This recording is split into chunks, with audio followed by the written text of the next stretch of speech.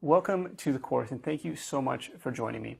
In this section, you'll learn that some of the most important factors in your book launch's success actually come way before the actual launch day.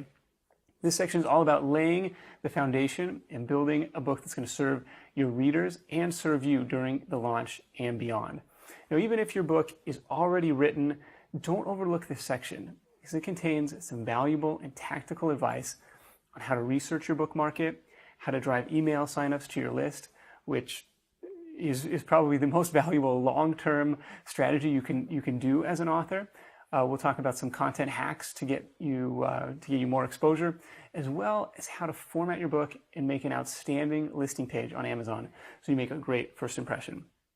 There's a lot of behind-the-scenes work, I'm going to call it behind-the-scenes work, that goes into creating a best-selling book that you don't always hear about, you don't always see.